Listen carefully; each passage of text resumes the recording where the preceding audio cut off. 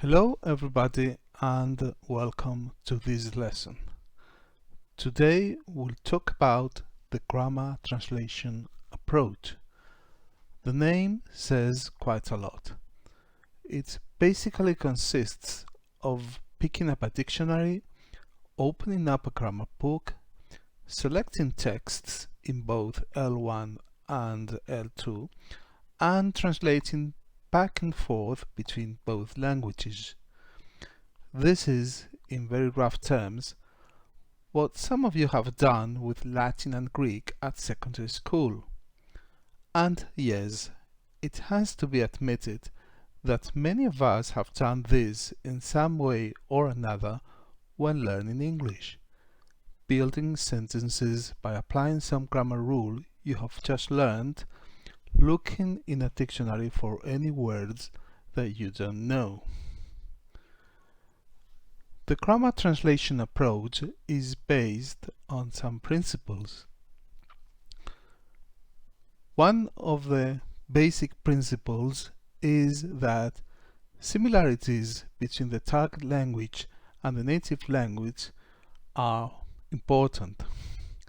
This makes sense since, as we all know, it is easier to learn a language which is similar to your native language than learning a language which is completely different.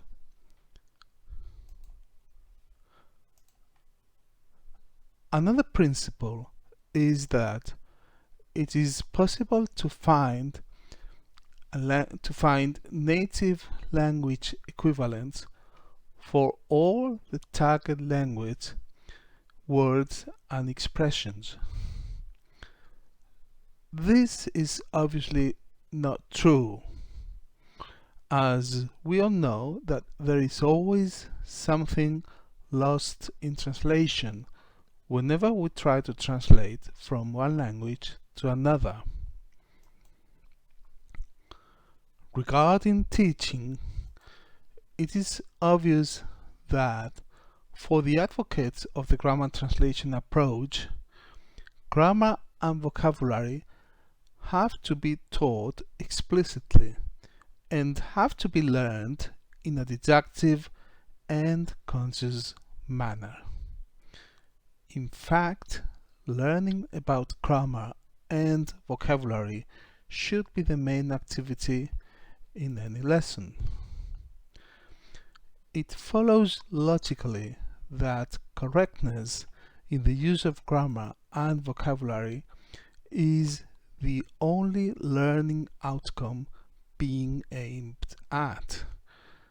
Effective and meaningful communication, not to mention fluency, are paid no attention whatsoever.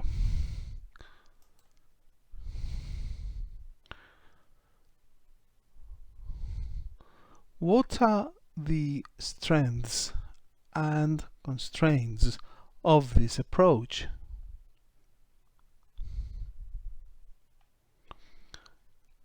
One of the obvious strengths is that translating gives students a thorough knowledge of both structures and vocabulary.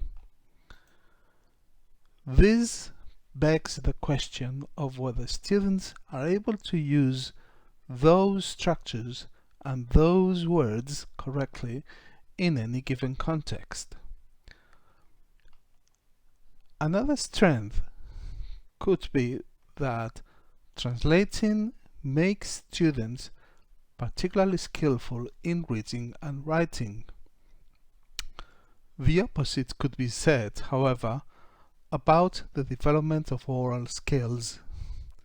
On the whole, it is plain obvious that translating on its own could occasionally be a good tool to acquire grammar and vocabulary, but it cannot be relied upon in any communicative situation which requires adequacy to a given context and fluency. This will be all for today. Thank you.